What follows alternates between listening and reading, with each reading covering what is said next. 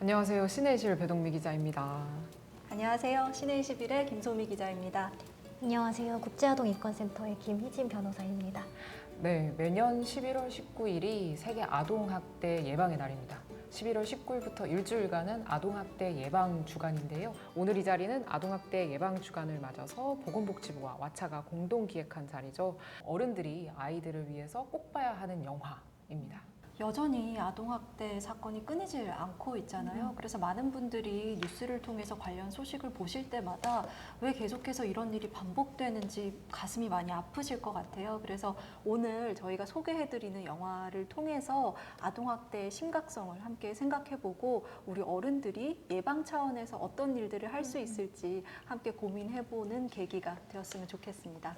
네, 아동학대 없는 세상을 바라면서 어른들이 아이들을 위해 꼭 봐야 하는 영화, 저희가 4편의 영화를 선정했는데요. 4편 모두 아동학대의 심각성을 묵직하게 담아내면서도 대중적으로도 흡입력과 이 재미가 고루 갖춘 작품들입니다. 네, 이 영화들은 신체학대, 정서학대, 성학대, 그리고 방임이라는 아동학대 4가지 유형을 각기 다른 결로 담아내고 있는데요. 4편의 영화들을 통해서 아동학대의 범주는 무엇인지 다시 한번 이해하게 되는 계기였으면 좋겠습니다. 네, 그럼 어떤 영화들인지 만나볼까요? 네. 부모에 의해 자행되는 신체적인 아동학대 실상, 7곡계모 아동학대 사건을 조명한 어린 의뢰인. 1등만 할 수 있다면 폭력은 정당화될 수 있을까요? 성적을 높이기 위해 부모와 선생님이 가하는 폭력을 그린 영화 4등. 마주하고 싶지 않았던 진실을 세상에 알린 영화죠. 광주 인하학교의 아동 성폭력 사건을 다룬 영화 도가니. 부모가 방임한 아이를 보듬는 피보다 더 진한 가족의 이야기, 진정한 가족의 의미를 되새기는 영화 어느 가족. 네, 그럼 어린 의뢰인부터 만나볼까요? 이 영화는 2013년에 발생한 7곡계모 아동학대 사건을 소재로 만들어졌는데요. 당시에도 굉장히 국민적인 충격이 컸던 사건이었죠. 네. 당시 경북 칠곡에서 8세 여자아이가 사망했던 사건이었어요. 더 충격적이었던 것은 아이의 친언니가 동생을 죽였다라고 자백을 했던 점이었는데요. 사건을 알고 봤더니 아이가 사망했던 원인은 계모의 지속적인 폭행, 즉 학대였고 아이의 친언니도 계모의 강요에 의해서 거짓 자백을 했던 사건이었습니다. 정말 끔찍하고 가슴 아픈 사건인데 제가 듣기로 아동학대의 대부분이 가정에서 그것도 부모에 의해서 벌어지고 있다던데 사실인가요? 네, 맞습니다. 2019년 통계를 보면 총 3만 45건의 아동학대 사례가 발견되었어요. 근데 그 중에 80%가 가정에서 발생한 학대였고 75.6%가 부모에 의한 학대였습니다. 특징적인 장면이 변호사가 찾아왔을 때 아버지가 이런 말을 합니다. 내가 내 새끼 때리 죽이든 말든 상관하지 말고 가라고. 씨. 내 새끼 때려 죽이든 말든 신경 쓰지 마라고 맞아요. 합니다. 기억나요. 네, 굉장히 무서운 말이고 굉장히 폭력적인 말인데 이 대사에서 알 수 있듯이 아이들을 향한 훈육적인 체벌이 한국 사회에서 어떻게 용인되는가 조금은 알 수 있는 단서를 제공하는 대사인데요. 우리 문화 안에는 사랑의 매라는 표현이 등장할 정도로 어린아이들에게 훈육을 위해서 어느 정도의 체벌은 용인될 수 있다라는 사회적인 의식이 있습니다.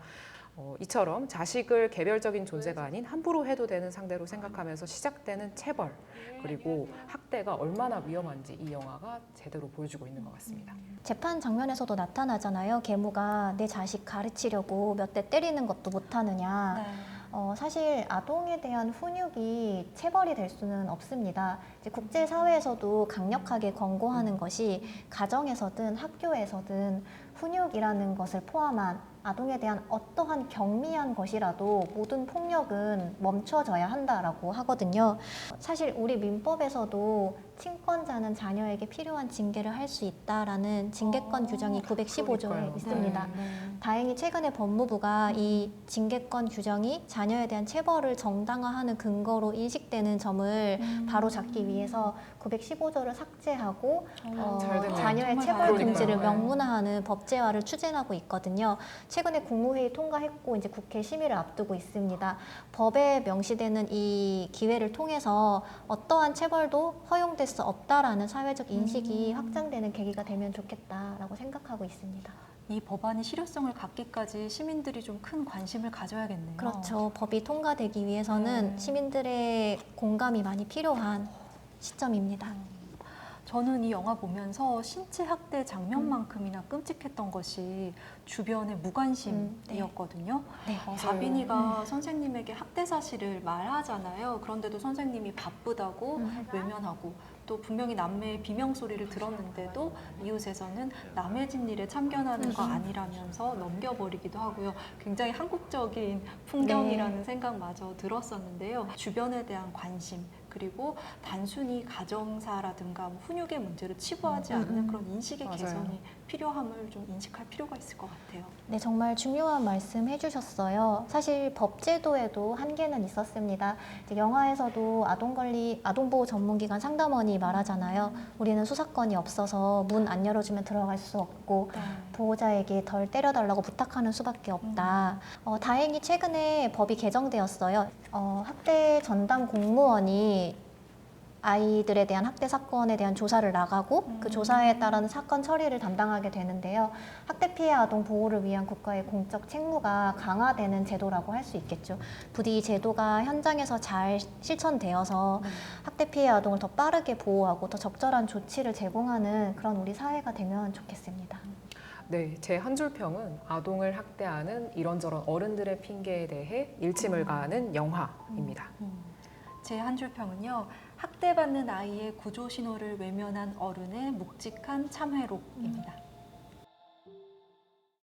이 영화는 1등을 만들기 위한 부모와 코치의 정서적인 학대가 아이에게 어떤 영향을 미치는지 세밀하게 그린 작품입니다. 특히나 준호의 엄마에게 준호는 사실 대리만족의 대상이자 어쩌면 화풀이의 상대인데요.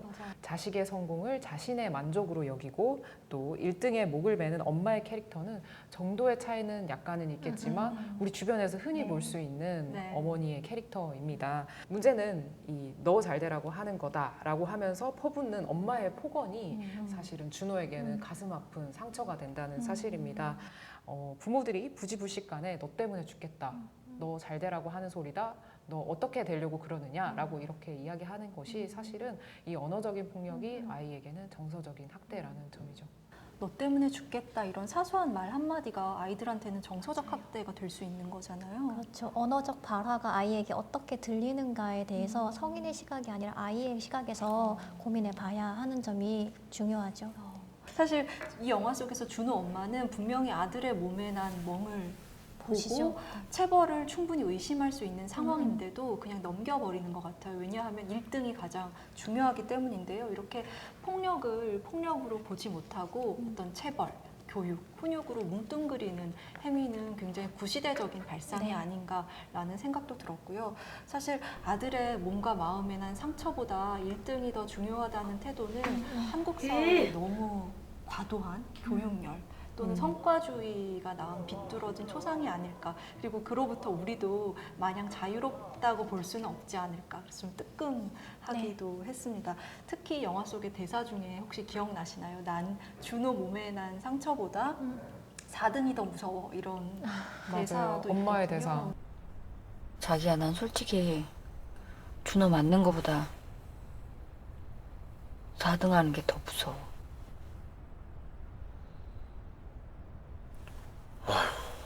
어떻게 보면 1등만 할 수 있다면 맞아도 상관없다라는 논리로 이어지는 것 같아요.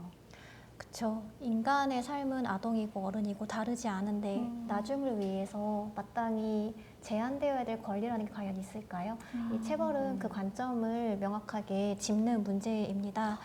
영화 속에서 엄마가 그런 말도 하죠. 수영을 그만두겠다는 준호한테 네가 무슨 권리로 수영을 그만두겠다고 하느냐. 자녀를 자신의 소유물로 취급하는 잘못된 양육관이 나타나는 장면입니다.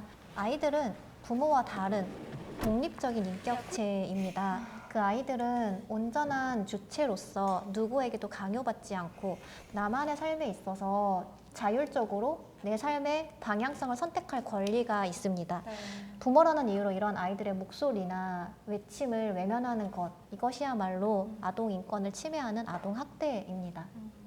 네, 이 영화에서 한 가지 또 독특한 설정이 폭력을 자행하는 코치인 광수가 사실 자신도 폭력의 피해자라는 점이잖아요. 특히나 이 수영에 천부적인 재능이 있었던 광수가 도박에 빠져서 훈련을 무단으로 이탈한 뒤에 훈련에 다시 참가한 다음에 이 자신의 코치에게 굉장히 크게 혼이 납니다. 그러면서 체벌을 당하게 되는데요. 그 이유 때문에 사실은 체벌이 싫어서 수영을 그만두게 되는데요.